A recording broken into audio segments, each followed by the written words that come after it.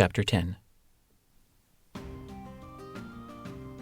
Just as Christian Valentine had promised, the whole of England became Claude Duval's stomping ground.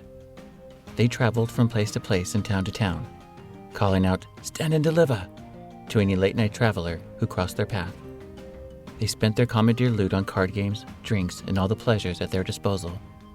The lifestyle of a rogue allowed Claude to fall back into his old habits. He took full advantage of his income and bought fine tailor-made clothing and new shiny black boots. Once he had envied those fortunate enough to afford fine duds. Now he cloaked himself in rich fabrics. His sense of style rubbed off on Christian, and he too dressed in finer clothes. Together they were the center of attention in every place they visit, especially among the women. When working, however, they wore their old dirty rags. Wearing the tattered clothing became Claude's only complaint. He had worn such awful garments nearly his entire life, and never wanted to touch anything less than the latest style again. Christian advised against wearing them while on a heist, and Claude, though displeased, understood why. They arrived at the town of Beaconsfield on a night when the moon hid in the blackness. On those dark nights, Claude and Christian took the night off to flaunt and play.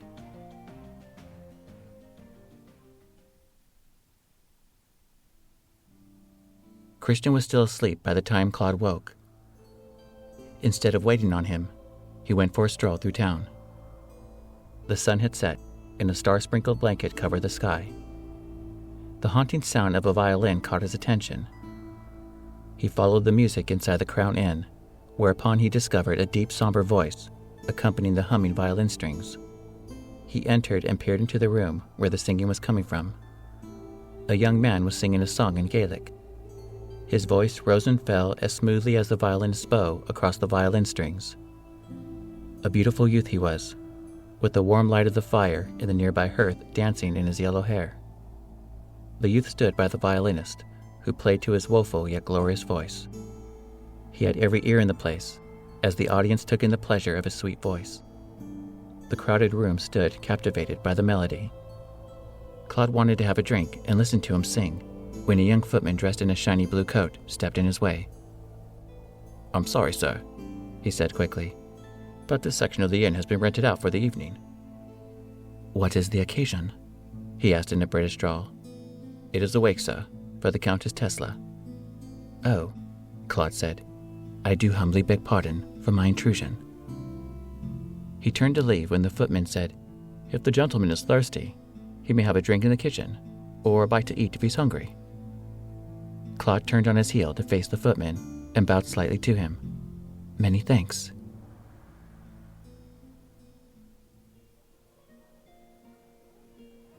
He accepted the invitation and left for the kitchen. A rush of activity filled the room. Servants hurried about to attend to the mourners in the main area. Claude made his way through the sprinters and reached a long wooden table set in the center of the room that hosted 4 other men. Judging by their dark suits, he decided they were attendants of the wake. He sat at the table and moved in just close enough to listen in on their conversation without arousing suspicion. He studied an old Irishman with the face as wrinkled as soup skin. He watched as the old geezer downed a full glass of clear liquid in one drink before slamming the glass down on the table. "Take it easy, old boy," advised a man sitting with him. "That's the 3rd glass of gin since you came in here." "I'm fine," the man grumbled with the gruff Irish accent. "Besides, the bar is open, so I don't plan to spend a single penny tonight. Tavern boy, I wish to have me glass refilled once more." A young servant dressed in a black coat stepped out of the corner to tend to the whims of the old man. He poured him a glass and bowed as he backpedaled to return to the corner. "What would you like, sir?" another black-coated servant asked Claude. "Cognac, please," he replied, keeping his eyes on the old man. "Honestly, Johnson, is it really all that bad?" another old man spoke up. "You are, after all, one of the wealthiest farmers around." "That be not the point. It's about loyalty to family. My sister never understood that." "But, my lord," the third man spoke, "the Countess did leave you money." "What?" the old man snapped. "A miserable £100? It be a mere pittance to her grand wealth. You think it's a lot? You have it 10. The Irishman took a purse from his coat pocket and tossed it upon the table in front of the man as if it was trash. His eyes grew wide with delight, until Johnson's greedy hand snatched the purse back. He was in his cups, but not that deeply yet. "'Test money is an insult," Johnson griped, while shoving the purse back into his pocket. Claude noted which pocket. "I'll spend it on whores at the very brothel where her late husband sought his own pleasure, just to spite her." The waiter returned with the brandy bottle and the glass. "Thank you," Claude said as the servant placed them on the table. The young man with the heavenly voice entered the kitchen. Instead of asking a servant for water, he walked over to a counter and poured it himself, which showed he possessed a humble soul, unlike the bitter rich farmer pouting about his inheritance. After filling his mug, the youth approached the table and took a seat across from Claude. He was somewhat breathless, and his skin glistened with sweat. "It's hotter than an oven in there," he huffed. "You have a beautiful voice," Claude complimented him while staying in character. "Thanks," he said before taking a drink. "My throat's a bit sore, I'm afraid." "Did you know her?" "Who?" "The Countess." The sight of the purse containing the £100 had temporarily clouded Claude's head. "No, I merely wandered in." "Ah, I see. What's your name?" "George Brown." The young man gave a questionable look, one Claude didn't notice until his eyes shifted away from Johnson. "What?" Claude demanded. "Nothing, sir," the youth waved off. "Your name sounds familiar is all. I'm Jude Stone from County Cork." "A pleasure." He glanced over at Johnson as the man took a drink from his fourth glass of gin. Claude returned his attention to Jude. "Did you know the Countess well?" "Aye," he answered, leaning back in his chair. "I was a friend of her late son when her family lived in Ireland. She always enjoyed my singing, and on her deathbed, she sent a messenger to inform me of her wishes for me to sing at her funeral service. So, here I am." "That was very noble of you. Did she leave you any money for your services?" "Nah, I do get to keep this outfit she had tailored for me. It's the most expensive item I've ever owned." It had not occurred to Claude that Jude was one of the masses dangling from the poverty bar. His garb had disguised his true status. Whatever he looked like before he left Ireland, he appeared to be a prince now. Claude stole another glance on the old Irishman.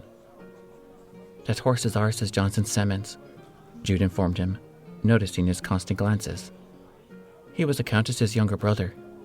He shook his head ruefully. "She shouldn't have left him a bloody farting if you ask me. I mean, he's been bellyaching all evening long about his miserable £100, when I can only dream of having so much." "What will you do after tonight?"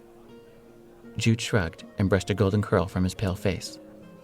"Sell the clothes and go back to my father's farm. Bloody bleak future, says I." Feeling for the youth, Claude poured some of his brandy into Jude's empty water pint. When he did, Jude smiled widely at him. "I suppose me sob story requires some charity, eh?" "Not charity," he proclaimed. "Just a little payment for the kindness I received in the past, when my pockets were empty." "Found fortune, did you? What do you do for a living?" "I'm a merchant," he answered off the top of his head. "I have ships in Dover." "Ah, you don't say. You seem so young to own such responsibility." "I am 21, he returned truthfully. "Really? The same age as me, eh? Need another body on your crew? I've never worked on a ship before, but I'm quick on my feet and have a strong back to boot." Before Claude could offer up another lie, the old Irishman with a belly full of gin stood and began taking his leave with the other men following. Claude nearly leapt to his feet before realizing the suspicion his actions would cause. Jude turned his sights to the departing men, then returned his focus to Claude. "Want to join the wake?" Jude offered. Claude slid his eyes to Jude without answering. "Come, I shall tell everyone you're a friend of mine." Without arguing, Claude followed him out of the kitchen and into the main room. The atmosphere had changed, and there was the sound of new instruments and the movement of people dancing. On a table near the back lay the body of the late Countess Tesla, a rosary woven between her fingers.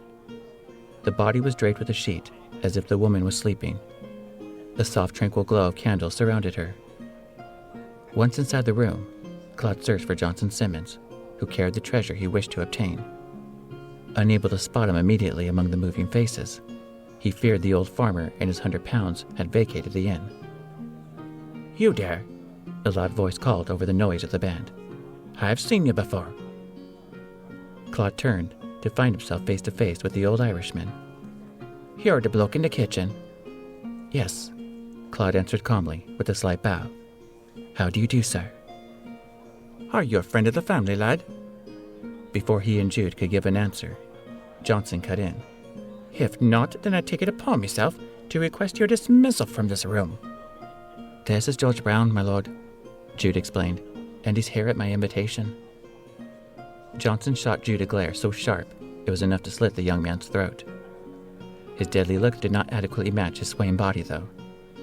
"And what relation, pray tell, does he have with me late sister?" "I was her lover," Claude answered in French. "Come again?" Johnson demanded. "I don't speak German." "Jude, my boy," came a more sensible tone of voice from a man standing nearby. "I must say, God has blessed you with the gift of song." "Thank you, my lord," Jude said to the man who had a woman holding onto his arm. "I hope the Countess heard me." "I'm sure she was singing along with you from heaven," offered the woman. "Heaven? Ha!" Johnson scoffed. He bent slightly over, cupped his hands over his mouth, and yelled at the floor. "Did you hear that, you old cunt? She said singing from heaven instead of crying from the pits of hell." The gentleman hummed, turning to Claude and Jude. As you can see, the siblings weren't very close. Johnson rose, broke into a loud drunken laughter, and stumbled away. "Is he still upset about the £100? The woman asked. "Aye," Jude answered, looking over at someone behind the couple. A homely young woman was signaling for him to come to her. "Excuse me." "I must apologize," Claude spoke up as Jude left. "I fear I have offended Mr. Simmons by my presence." "No need to apologize, my good fellow," the gentleman said. "You are most welcome to join us." "I am indebted to you," Claude said with a slight bow. "What relation are you to the deceased?" "The Countess's husband was a dear friend of ours," the gentleman explained. "We thought it only appropriate to come to a funeral, just as we attended his." As he explained, Claude glanced at Jude as he approached the young woman. Jude held his breath as he reached Joanna Tesla. He just knew she was going to ask about the handsome man he had brought with him. "Jude, who's your beautiful friend?"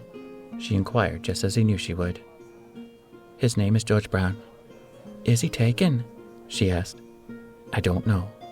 "Why don't you stand there like a lazy lummox? Introduce us." Jude closed his eyes and reopened them leisurely as he let out a frustrated sigh. "Begging your pardon if I offend you at your mother's wake, but aren't you aiming a little high?" Her expression hardened like stone. "Want him for yourself, do you?" she fired back. "All right," he yielded with a casual shrug. "Don't say I didn't warn you." "I see," Claude said, glancing over at Johnson, who now sat in a chair in the corner. "Dear," the gentleman's wife interposed, "we are being rude." Her husband looked at her before realizing what she meant. "Oh, you are undoubtedly correct, my love." To Claude he said, "My good fellow, I am Sir Stephen Fox, and this lovely woman is my wife, Isabella Fox." "Pleased to make your acquaintance," Claude said politely to them both. "I am Claude Duval." In the midst of everything, he'd forgotten himself and mistakenly uttered his real name. He caught himself doing so as he uttered it, and hoped the music was too loud for them to hear him giving a French name when he was passing for British. Jude appeared with the homely woman beside him. "Oh, Joanna," Isabella said woefully. "My condolences to you, child. Your mother was a wonderful woman." "Thank you, Mrs. Fox. Your sympathy is most appreciated." As they talked, Jude whispered in Claude's ear. "She's the Countess's daughter. She fancies you, you poor bastard. Her dead mother has not yet been placed in the ground. Should she not mourn? No need for politeness with her, lad. Just say what you mean. The thought of such an ugly thing engaged in sexual acts makes me want to retch. Looks like a toad, eh?" Claude bit his tongue to keep from laughing. "When I was mates with her brother, she wanted me as a husband. Then thank God her widowed mother remarried a wealthy gent, and they moved away to England." "Come, my dear," Fox said to his wife. "Let us retire." The woman looked at him and nodded. "Certainly, my love." "Miss Tesla," Sir Fox said to Joanna with a slight bow. "My condolences." Joanna said nothing in return as the couple walked away. I don't believe he likes me very much, she muttered bitterly. Never has. Joanna Tesla, this is George Brown, she cut in, sliding toward Claude. Yes, Jude spoke of you. Care for a dance? Claude didn't particularly wish to dance, especially with an unhealthy sight like Joanna. He was on a mission to obtain the £100 nestled in the old Irishman's coat pocket. Even so, declining to dance with a daughter that departed might get him tossed out. He fixed a smile. Certainly. He offered her his arm, and she quickly accepted it. While they danced, servants were putting out the fire in the hearth. Praise the Lord, Joanna said. It's uncomfortably warm in here, do you not agree? Claude barely heard her. His thoughts were on Johnson, who had fallen into a drunken slumber in his chair. Yet there was no excuse Claude could have used to get closer to him. He didn't expect Johnson to stir anytime soon, and no one in the room seemed to want to disturb him. In order to nick the money, he needed to think of a form of distraction effective enough to catch the attention of the entire room. What's your occupation, Mr. Brown? Joanna asked, gazing doe-eyed at him. Again he ignored her. Instead he caught sight of two young men near the deceased. One was lifting the dress of a serving wench with his cane as she poured wine into another lady's glass. When the wench spun around, the other young man snatched the wine bottle from her, thanked her, and walked away. Who are they? Claude asked. Those idiots are me cousins, Jack and Oliver, Joanna explained grimly.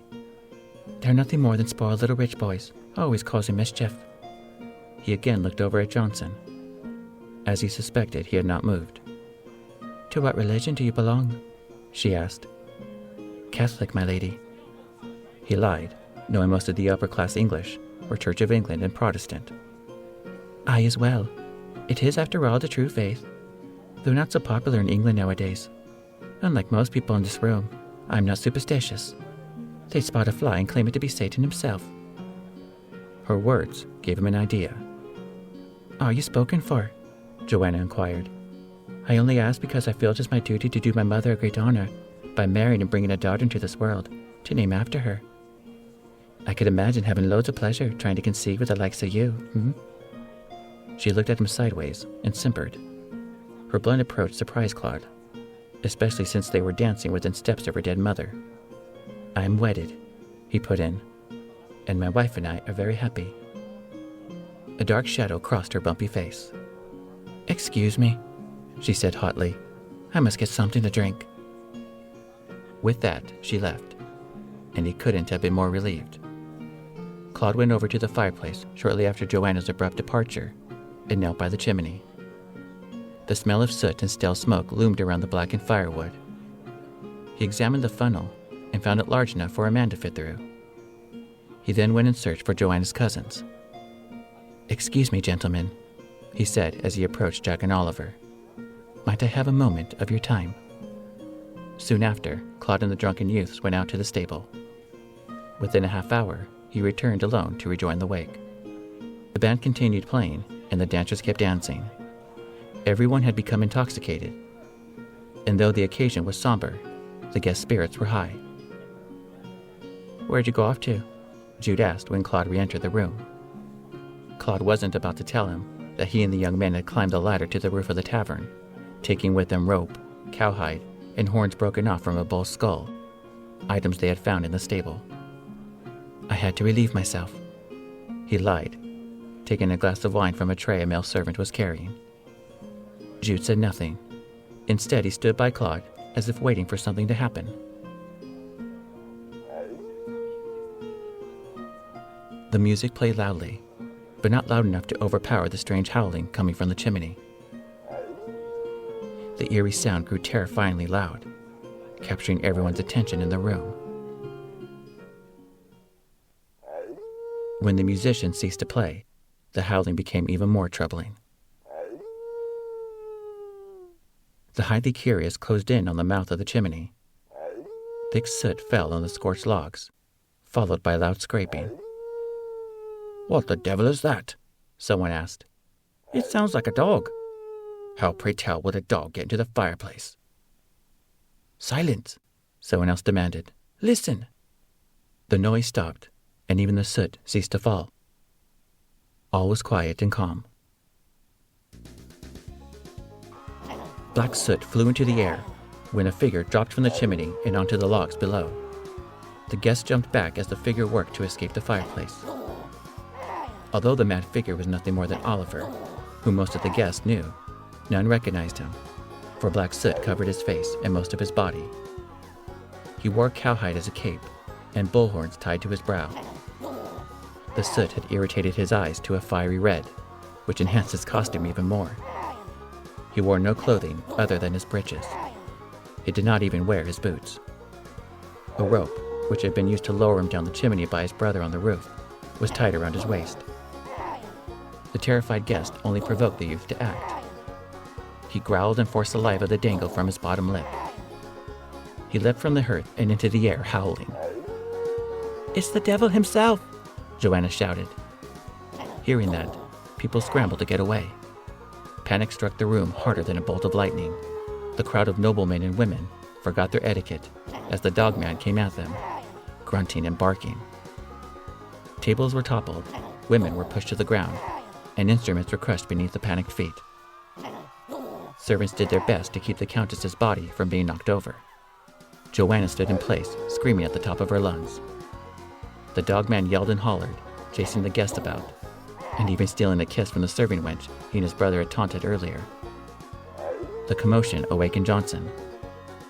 When he saw what was happening, he quickly shot to his feet and scurried out of the room. Claude came alongside him, and both men exited through the front door. When the room was nearly cleared, Oliver ran from the main room, through the kitchen, and then out the back door, vanishing from sight. His screams and howls echoed from down the road. When all became quiet again, the guest returned to the room. Johnson was reaching into his coat pocket for a handkerchief when he noticed his money missing. "Robbed!" he shouted. "I've been robbed!"